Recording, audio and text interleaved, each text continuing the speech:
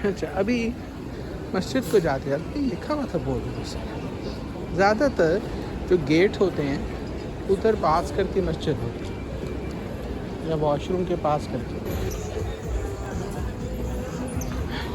नज़र आ गया prayer room. देखिए ये लग गया प्रेयर रूम का साइन।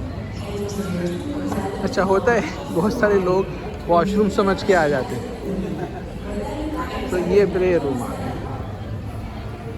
तो अब देखिएगा कितनी सुकून की जगह है।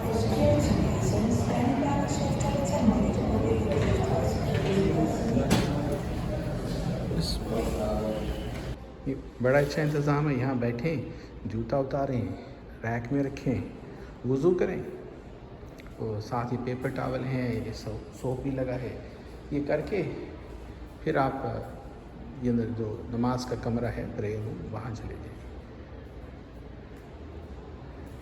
बड़ी खामोश सुकून की जगह मैं जाता हूँ अंदर।